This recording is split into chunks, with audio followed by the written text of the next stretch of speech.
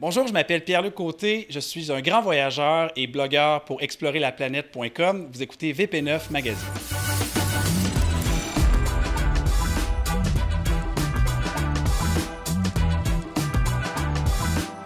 Aujourd'hui, à VP9, Stacy Ann visite le Roquemont en compagnie de la propriétaire Millie Ouellette.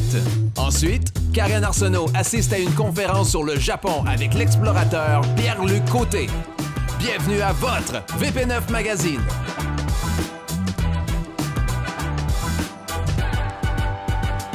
Bienvenue à cette nouvelle édition de VP9 Magazine. Ici Stacy Ann Murray au Roquemont à Saint-Raymond-de-Corneille.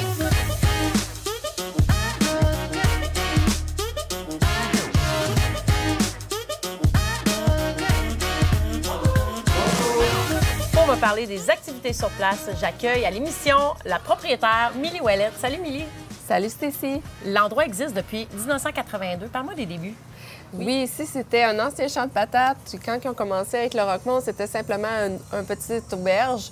Puis, au fil du temps, ça a grandi. En 2002, le nom La Colline a changé pour le Roquemont, comme vous le connaissez aujourd'hui, qui est un nom d'un ancien club de chasse et pêche, qui probablement existe encore.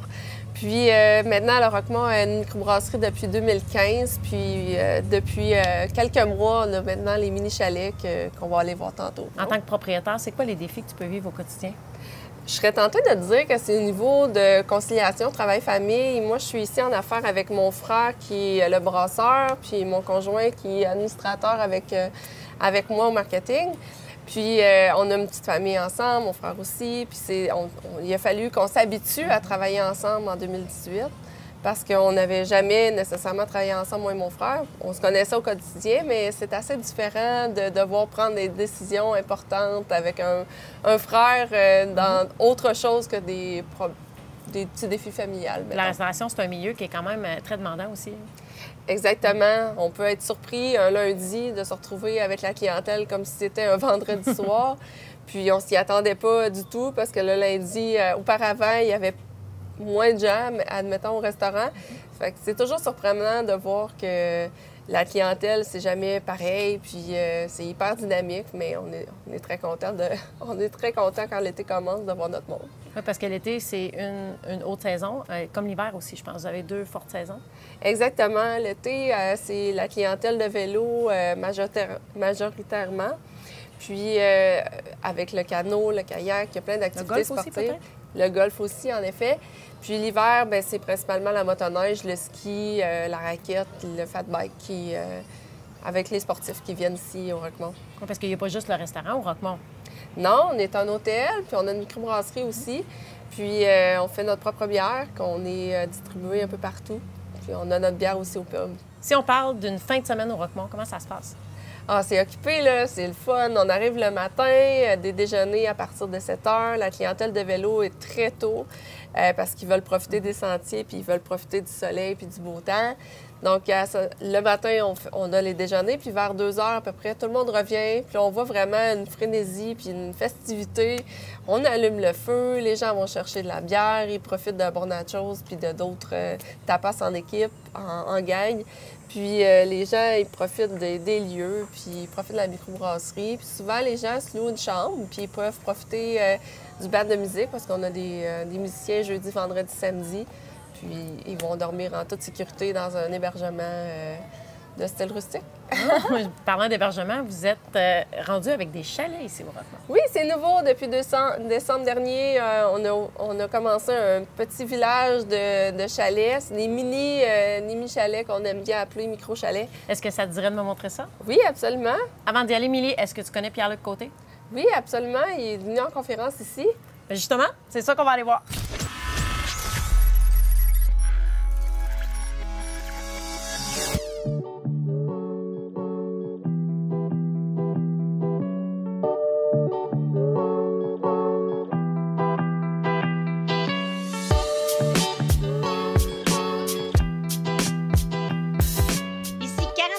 Pour VP9 Magazine, nous nous trouvons présentement à Saint-Raymond, à la microbrasserie Le Roquemont, en présence du grand voyageur Pierre-Luc Côté. Bienvenue. Merci, bonjour.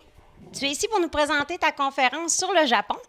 Après 2 voyages dans le pays du soleil levant, c'est quoi tes coups de cœur qui ont inspiré ta conférence de ce soir?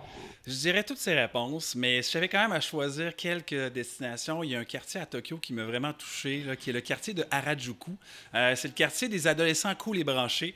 Donc, c'est là, entre autres, que la mode vestimentaire est super excentrique. Il n'y a pas de limite, c'est le cosplay. Donc, vraiment, pour les yeux, là, c'est un plaisir de voir cette espèce de phénomène un peu d'Halloween, mais à tous les dimanches dans ce quartier-là. Donc, définitivement, Harajuku, là, c'est une place à mettre sur sa liste, à Tokyo particulièrement. Côté plus ancien, est-ce qu'il y a des places, des quartiers ou des villages qui n'ont pas bougé vraiment dans le temps? Bien, tout à fait. Comme par exemple la ville de Koyasan, qui est un peu au sud d'Osaka. C'est la plus grosse communauté bouddhiste du Japon.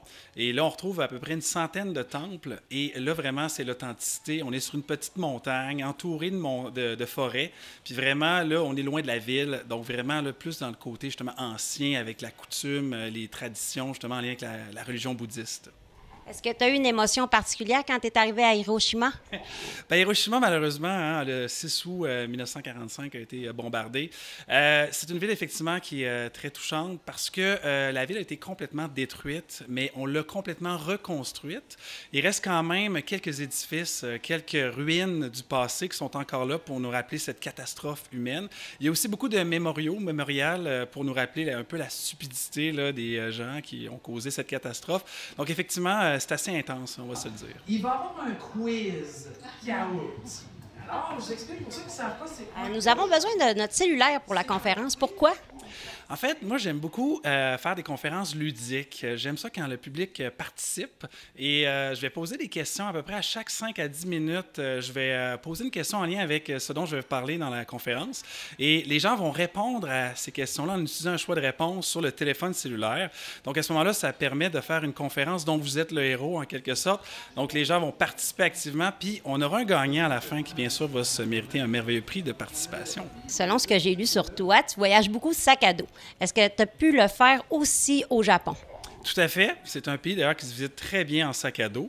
Il y a des auberges de jeunesse, des Airbnb, des hôtels. On peut se promener très facilement d'une ville à l'autre avec le train à grande vitesse là, qui roule à 300 km/h. Donc oui, c'est un pays qui se visite très bien par soi-même, sans tout inclus, sans tout organiser. Par contre, c'est un pays qui propose beaucoup de défis, notamment pour la langue. On parle quand même très peu anglais, encore moins français au Japon. Alors, effectivement, ça donne un petit peu de défi pour trouver où se trouve l'hôtel, où aller manger au restaurant, quoi manger. Donc, ça fait partie des plaisirs de voyage, ça. Quelqu'un qui voudrait commencer, mais plus doucement, à lâcher les tout inclus, qu'est-ce que tu conseillerais?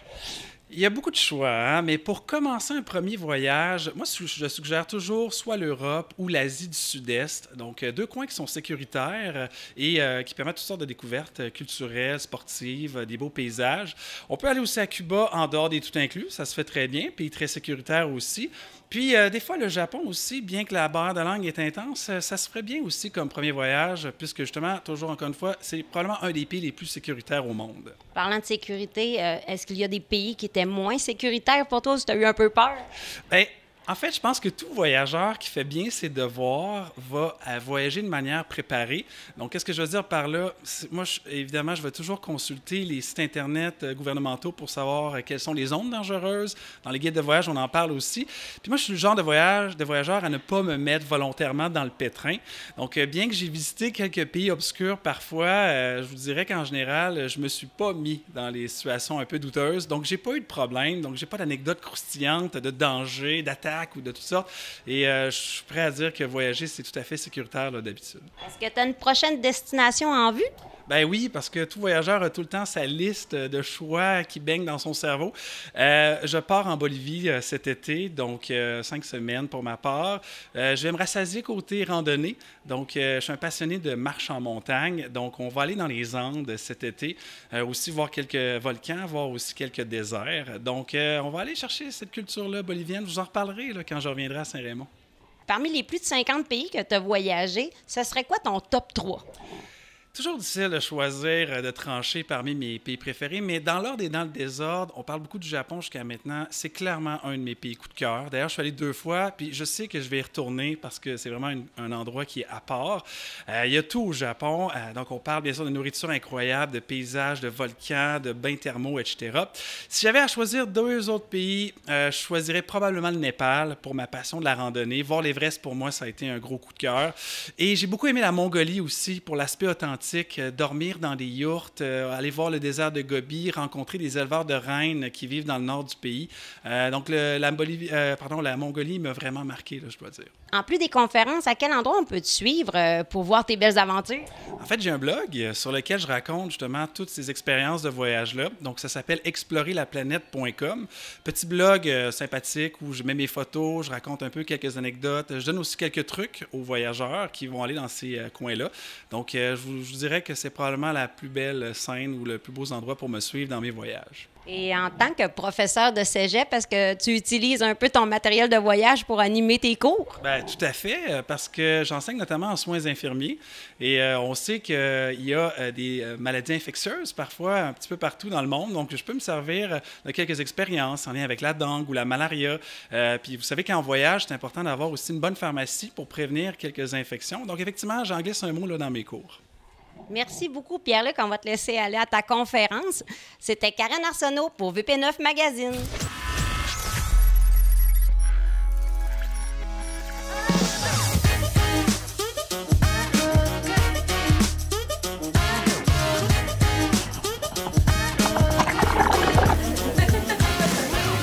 Milly, merci beaucoup de m'avoir fait visiter. Ça me fait plaisir. Les chalets ont été installés récemment. Parle-moi de leur spécificité. Présentement, on se retrouve dans la terrasse fermée. Les chalets sont sur 2 étages. Donc, au premier niveau, on retrouve salon cuisine avec un mini foyer avec des micro-bûches. Puis, au 2e étage, il y a 2 chambres. Il y a la chambre des maîtres et la chambre des invités avec 3 petits lits, dont un lit mezzanine et la salle de bain complète et 2 céramiques. Il y a une salle d'eau aussi, je pense, en premier étage. Oui, exactement. Je pense que tu as participé au design. Oui, j'ai fourni des tableaux d'inspiration pour donner des idées à la création du chalet. Ici, il n'y a pas juste un spa. Non, on est sous la terrasse présentement. Il y a un barbecue avec un foyer extérieur, une table de pique-nique. Tantôt, j'ai un peu oublié de te parler du restaurant. C'est quoi vos spécialités ici? Oui, on essaie de travailler beaucoup avec les produits du terroir. On va essayer tantôt une salade, la salade enracinée avec des produits de la ferme Tildia, des produits de la ferme Grenier-Long. Puis on a la burrata, on a du tataki de bœuf, burger, steak. On a vraiment plein de choses à te présenter. Est-ce que les gens peuvent faire livrer au chalet leur nourriture? Absolument. C'est une demande, ça fun, peut se faire. T'arrives en skidoo, t'as un petit repas qui t'attend, tu prends un spa. Il y a un petit foyer.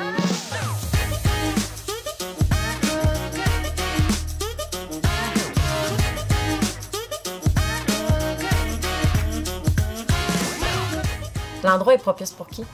C'est certain qu'il y a beaucoup de sportifs qui viennent ici. On est directement sur les pistes de vélo de montagne, puis sur les pistes de motoneige pour l'hiver aussi. En terminant, Milly, je sais que vous êtes toujours en évolution ici. Qu'est-ce qui s'en vient pour le Roquemont?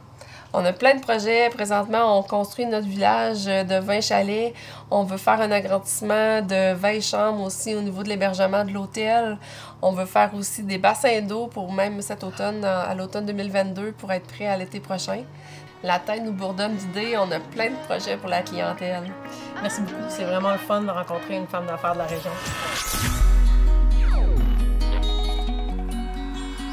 Voilà, c'est déjà tout. Suivez-nous sur Facebook pour le calendrier de nos reportages. C'était Stacey Ann Murray pour votre VP9 Magazine.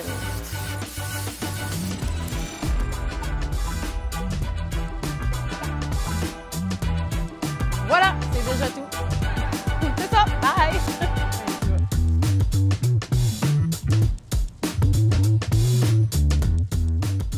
Comme ça. On risque de vous perdre à la caméra. En plus, ça me fait un double menton avec un col roulé, fait qu'il faut pas trop que je me mette de profil. Pas ça, c'est Karen. Ça tourne les deux, .com et vous écoutez VP9 Magazine. On peut peut-être la refaire. Bonjour, je m'appelle Pierre-Luc Côté. Je suis Je suis VP9 Magazine. OK. On la refait.